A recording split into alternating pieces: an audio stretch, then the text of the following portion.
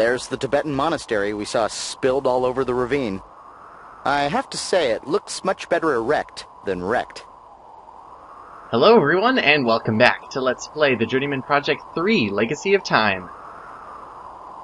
Welcome to Shangri-La. A lot better. A much deeper ravine, though. That's kind of what happens when an avalanche comes in. Fills in valleys. And of course, another wonderful view. Here, Swiss Miss grows only the finest hot chocolate beans. I could go for some of that right now. So, where do we go from here? Remember last time? We finished up Atlantis. One piece of the Sosequi legacy has been found, but one is here, and the other one is in El Dorado. What kind of coordinate did Daunton put for us when we're jumped like a quarter up a flight of stairs? I don't know. This is a little bit interesting. We didn't see this before. A lower bridge.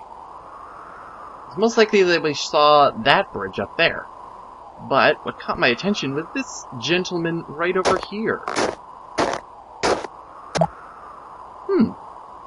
In all likelihood, that human roadblock is a Buddhist pilgrim, and from his ragged appearance, he endured a difficult journey to reach this place.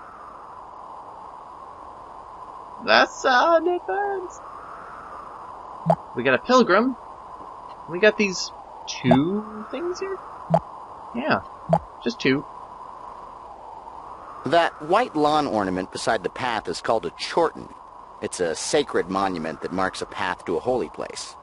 According to religious lore, sacred items or the remains of holy people are placed within them. Alright then. Come to think of it, that temple building across the ravine looks as if it was built in the shape of a giant chorten. Or maybe I'm being terribly Freudian. It could be. So we now have the pilgrim. He is our convenient disguise for this time period. He looks so cute. He's all bundled up. I think he's bundled good for the weather around here. We're in a metal suit. We are not ready. The pilgrim seems overwhelmed with reverence. Maybe he saw you coming and thinks that you're the great chameleon god, descended from the heavens. Tell him that you demand a large sacrifice of bugs and insects. I see all. No, literally I do, because my eyes work like that. I doubt we're able to actually talk to him. If we are, he'll probably not even look up and just mumble. Gage, you're wearing a time suit. Do you see a problem here? Not really. Maybe a pilgrim to a pilgrim. Sorry, Gage, you can't speak to someone with their guise. It'll give them a complex. I doubt he'll have as much as a complex as other people. He may just see it as a hallucination and just talk to himself, that's all. Now, I would go over this bridge now, but, well, we're on this side of the ravine. Let's see what's up here. Better view of the bridge.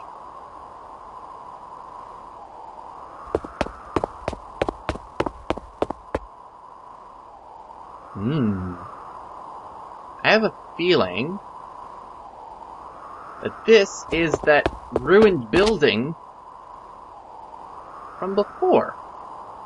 It looks much better right now. Let's go inside and inspect.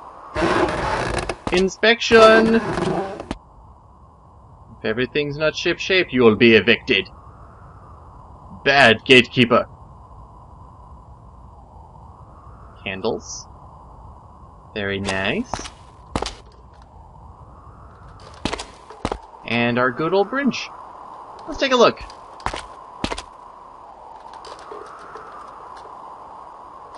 Yeah, this is definitely the gatehouse. Got the same symbols over there. These seem to be untouched by the avalanche. We're not going to get anywhere, though, according to this. And Arthur doesn't actually have anything to say about this. I'm a bit disappointed. Alright. What can we do about getting across this bridge? Maybe.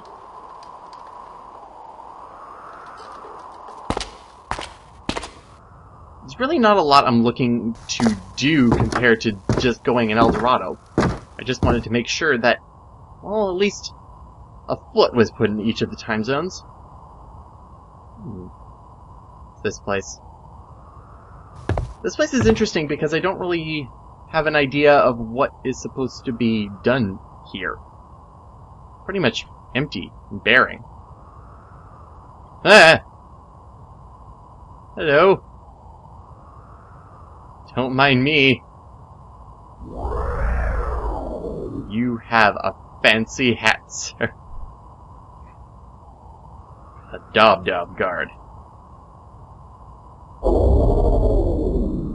I can do magic tricks from afar. Even though he's looking straight at me, I guess he can't actually see who I look like. Mirror contest, let's go! Okay.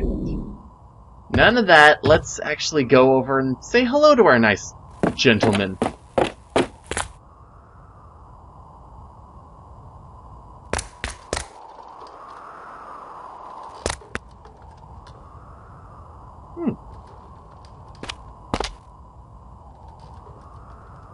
Buddhism.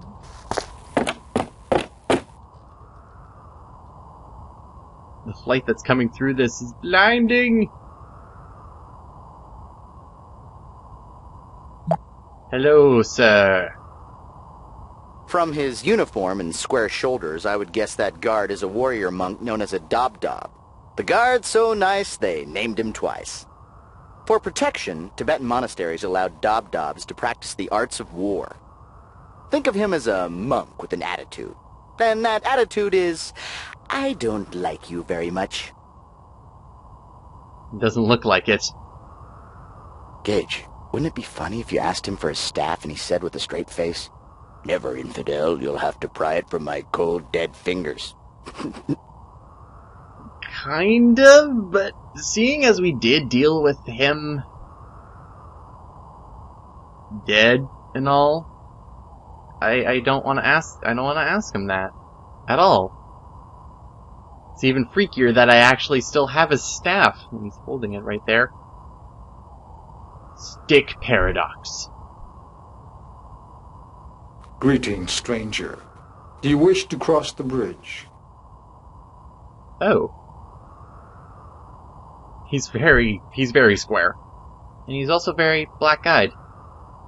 Something happened to him. Not right now. No. Disciplined is pretty much the word. You must answer me these questions 3. Yes. You must give the offering of the initiate before you can cross the bridge and enter Shangri-La. Oh? What kind of offering are you talking about? It has always been a tradition for an aspirant seeking induction into our order to give a silk scarf before crossing the bridge. Well, at least he's open about it. He's like, wouldn't you know? You made it all the way over here. Okay. He wants a scarf, that's fine. But if we get it and then he asks for mascara, I'm leaving. I guess. Where can I find a silk scarf? Usually the family makes a silk scarf for the initiate. Silk is a rare treasure, but it is never far from worldly men. I am sure you will find what you seek if you look far and wide. Geez, you're very cryptic, but I get ya. Goodbye. So we don't have anything like that right now. Need something silk. If you remember where something silk is, good for you. But we'll be getting that in due time. That just means that we're not going to be crossing the main bridge today. That doesn't mean we can cross the lower bridge down here. I can even see... Hey, I can see you all the way down there.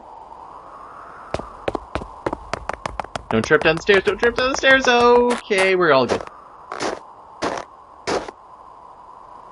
I overshot. There we go. Crossing the bridge. Safety lesson number 1. Always hold side guard railings while crossing a wooden suspension bridge. It's rickety as all get out.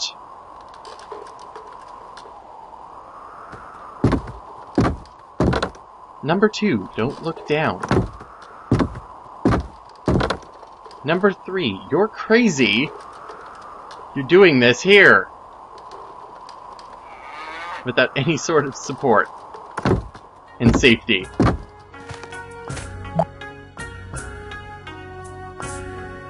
Alright, we're on the other side. Quite nice music, though. Look at the ground on this side of the bridge, Gage. It's green. Some technology is keeping ice away from this side of the mountain. This culture must be advanced. They have invented the Zamboni centuries before its time. That doesn't make things green, it just makes things smooth. But it is an interesting thing about Shangri-La. It's known as a paradise that is very difficult to get to. It's also technically more modern than Atlantis and El Dorado, technically. But of course it has its legend of its own. What? What do you want? I thought so. Alright, so we got 2 things here. Interesting. Those colorful symbols on yonder rock are the 6 syllables of a holy Buddhist mantra.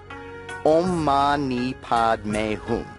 It means Om, a jewel in the lotus. Om Mani Padme Hum.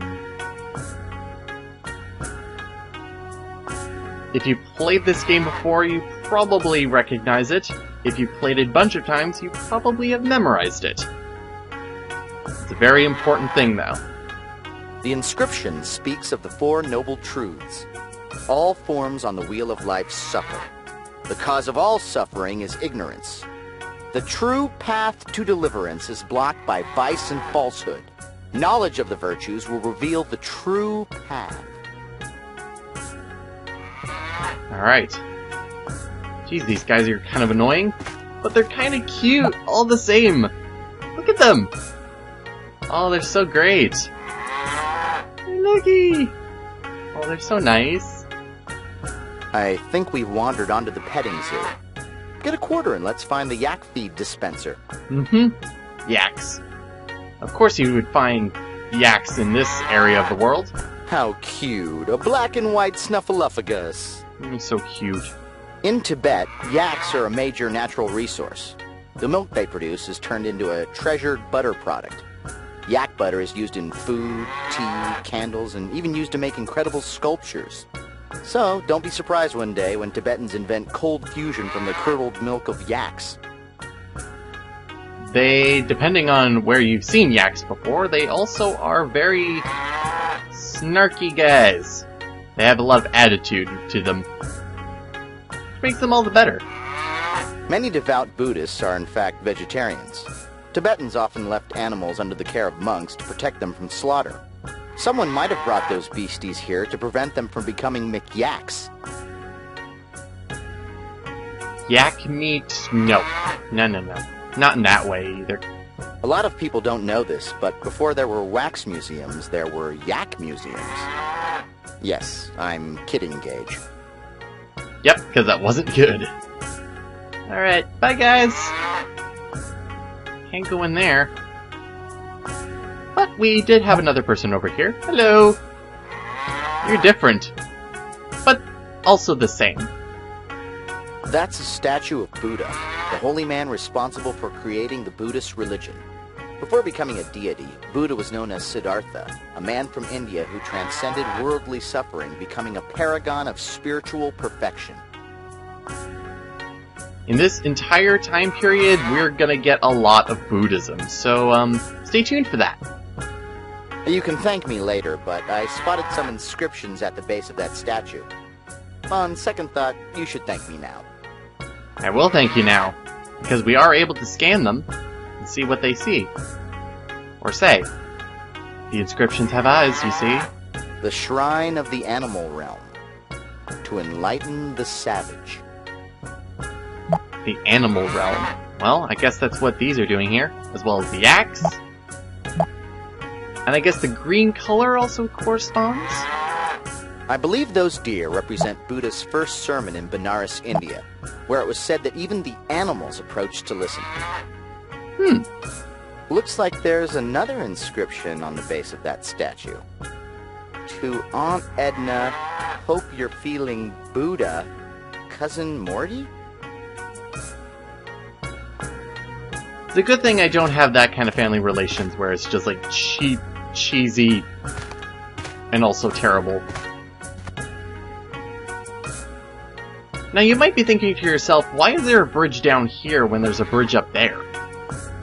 We made it across without actually having to give anything in terms of silk to the Dob guard. So, what's the deal? Well, this is a completely different deal, but it's a deal all the same. I see a lever just beyond that grating that might open this passage for us. If we had something long and hooked, we might be able to pull it. I'm gonna leave it alone for now, because I don't want to be going into nice crevices of Shangri-La right now. I don't need to know the city that well on my first visit. It's something that I have to just let grow and blossom on its own. There's the other half of the bridge. So, it's actually two halves and they attach in the middle. Somehow. But the thing is that this is technically another section of El Dorado. El Dorado, yes. Because El Dorado was worldly. The Golden Man was everywhere. But Shangri-La, in terms of here, is actually split up into two areas. The lower part and the upper part. The upper part is where pretty much everything else happens. The lower part ultimately leads to this little area. Now this is interesting. The walls on this building are partly made of a slightly translucent paper to allow sun to pass through. It reminds me of a greenhouse. A greenhouse in the Himalayas? Isn't that like looking for an ice needle in a butter haystack on a very hot day? I don't think I've quite mastered this simile thing yet. Metaphors I think you've done better on. We're not very tall if we are not able to look over this.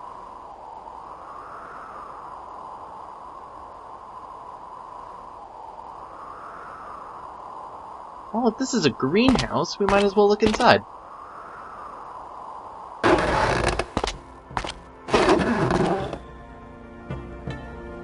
Hello, sir. How are you today? Ask him some questions, Gage. Ask him if he knows his slip is showing. Gosh, Keith Richards hasn't changed at all. But yes, I guess it really is a greenhouse. A very nice greenhouse, to say the least. He's tending to the plants. Hello, sir. Ah, a new face on the mountain. I am Imul, keeper of the greenhouse and the shrine. Oh, he's so sweet. I like him. Tell me about the greenhouse. Gladly, traveler. To sustain the brothers of our order, we grow our own food. Heat from tunnels below the monastery, sustains the crops, and even allows the wishing tree to thrive. Tunnels underneath Shangri-La sustain... What's going on? You know, I just asked only one single question of this guy, and I've already gotten tons of information about how Shangri-La is able to exist. Alright. Great. I don't think I need to ask you any more questions. But I do. Where are these steam tunnels? A system of steam tunnels run underneath the monastery and taps into natural hot springs deep in the mountain.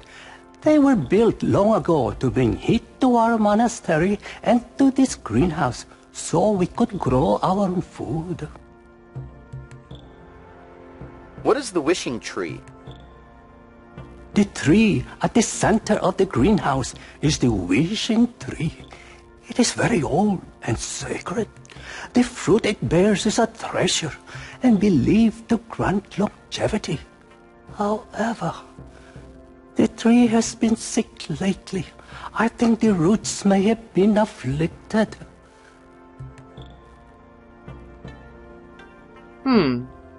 Oh. That's not good. What's wrong with the roots? I don't know what to do. The tree should have grown fruit weeks ago. I went into the tunnels to inspect the roots, and I had found that they were rotting and sickly. I fear that the tree may die. Well, that can't happen. It's sacred, isn't it?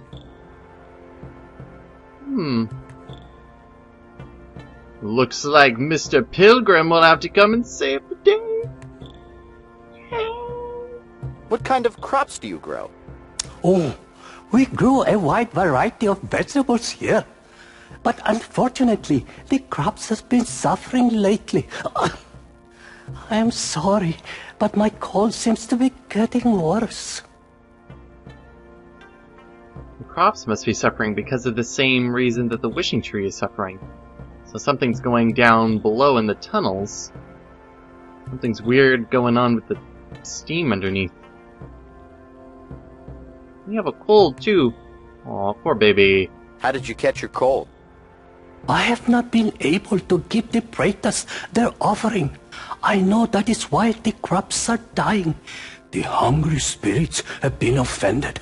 They have blamed me for my failure and given me this cold. Who are the Pretas? One of the 6 realms of an Enlightenment is the realm of the Pretas. Tortured spirits, damned for gluttony in previous lives. These ghosts live in our world, constantly tantalized by material possessions. They suffer, for they can never satisfy their hungers. It is the duty of our brotherhood to alleviate all sufferings, even the suffering of the Pretas. Alright then. Well, I'll leave you be, sir. I'll leave you be. For now.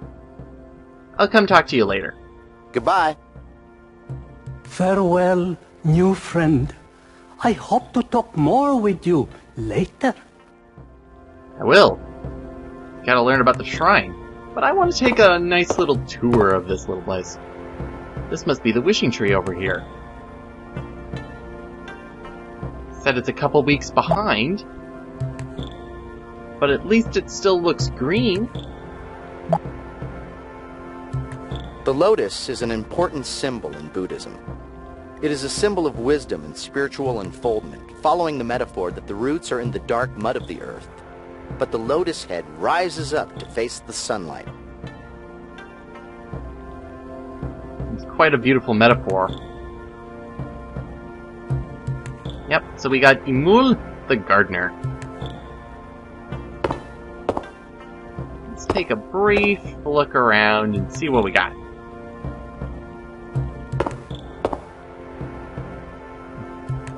Got a little bit of a ladder there. Some something going on. Nope.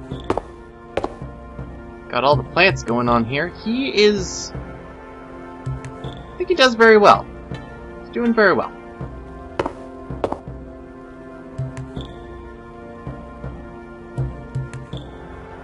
Oh, hello. Different Buddha. Let's see what this Buddha is all about. You look a bit in your face. Look, another Buddha statue. But that one is a different color. I wonder if there are any other colored statues around here. Maybe the ever-elusive fuchsia Buddha? The fabulous Buddha. These Buddha statues around this monastery are identical except for their color. From my understanding of the Buddhist religion, certain qualities like sounds, elements, and colors have significant meanings. So we need to find out what these colors signify. Well, what they signify is probably on the inscriptions below them.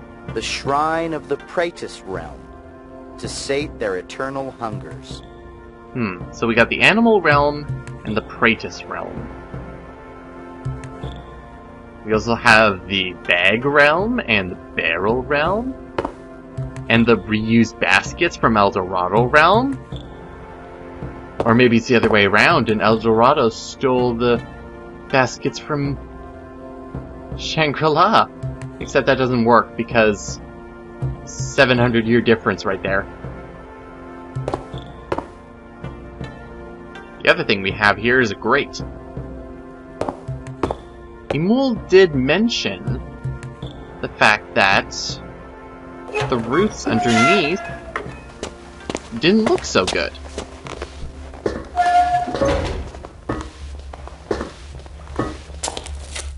This looks like how he is actually able to look at the roots, and they don't look good. Ugh. Ugh. Ugh. These must be the roots for the tree in the greenhouse. They look a little sickly to me. Yeah, they do. It's not good. There's also a tunnel that way, but that's getting a little bit ahead of ourselves here. Oh, what the heck, let's go spelunking. Oh dear, okay, I might want to turn back. Gage, don't panic, but we may have stumbled into a Turkish prison. This is where another Bond villain is down here. Ah, he's making use of the underground natural powers of the earth in order to destroy the world above. Or maybe there's weird underground people around here or something. I don't know. Do I expect you to leave these steam tunnels? No, Agent Blackwood. I expect you to die! Everything is wrong. Ugh. It's natural and it's creepy. This looks like a natural steam vent. It probably goes down pretty deep. The monks are using the heat from these vents to warm their monastery. Yeah, so that is how they're able to get things to thrive down here, so that's a good thing.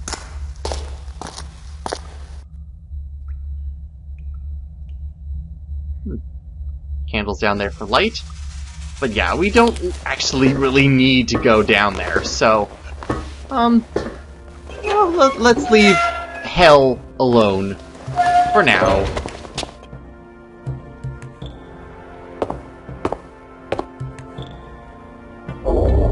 Let's talk to him at the Dob-Dob. Why not?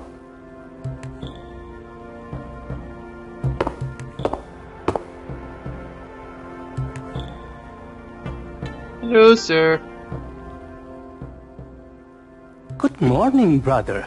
By chance, have you been in the steam tunnels recently? Yes, I was recently there about maybe 2 seconds ago. No, I haven't been in the tunnels all day. But I wasn't, I lied. Is there a problem? Yes, I traveled through the tunnels earlier. Is there a problem? Possibly. I was trying to discover why my plants and crops were dying. It may have been the fluctuating temperatures from the steam tunnels.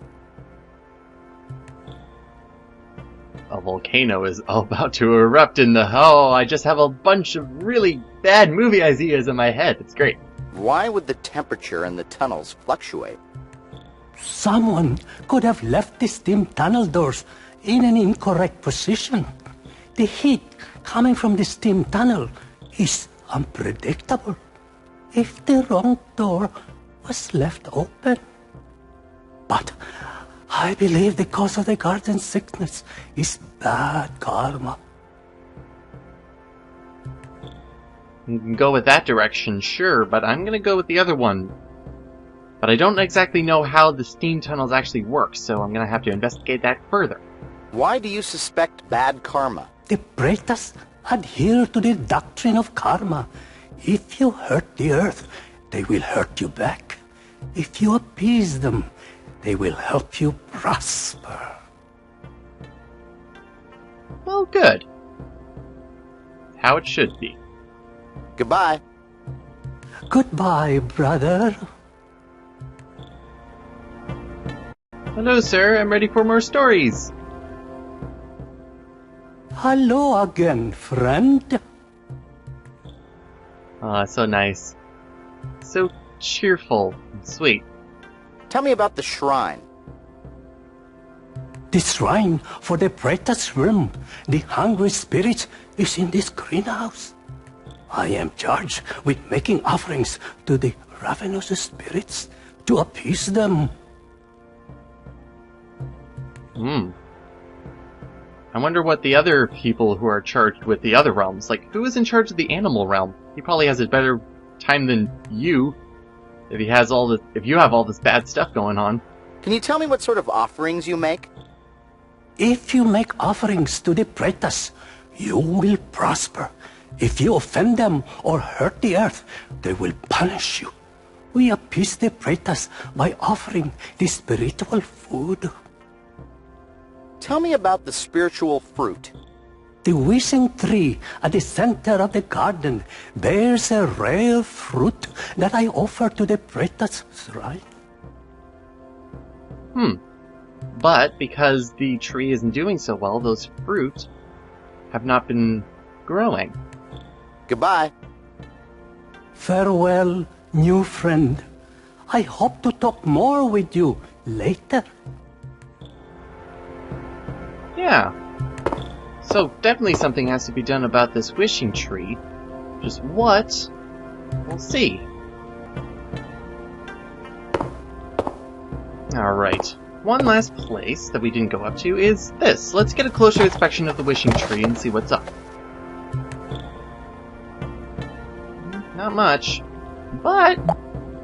hello, there's some interesting things. Hey, I've been looking for a knife like that. Let's try and find another one and play Klingon Blood Challenge. Kapach! That means Frady Cat. Yep, good. That looks like a map of the tunnels we followed underneath the monastery. Looks like an excellent reference for further excursions. You better take that knife, Gage. You never know when we're gonna have to butter some curved toast. Take the knife, it's a good thing to have. Just make sure you take it properly and handle it safely. You're asking me if you should take the map? You know, you never admit when you're lost. The weird thing is that we actually can't take the map first. We have to take the knife first. But this knife is going to come in handy soon enough. And of course, the map is also going to come in handy because this map works interestingly. Intricately woven map, network of underground tunnels, and what we can do is just put it over the screen and voila. We can see what's going on. We have 3 different areas here. Looks like this is the greenhouse and the other 2 temples that we actually haven't been to yet.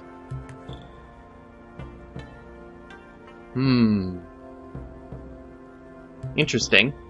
Arthur doesn't really have much to say about it, though. We'll figure out more about it later, though. And then we have the garden knife, which was the same as what Emul was using. And this is what we're actually going to be using in another time zone. It's a nice little bit of an excursion, because right now we actually can't go very much further other than in the steam tunnels. So, I will see you next time, everyone, as we leave the Himalayas behind for a little bit, and head back to El Dorado in the Andes. Because we now have everything that we need in order to continue on and actually maybe find that next legacy piece. See you next time, everyone!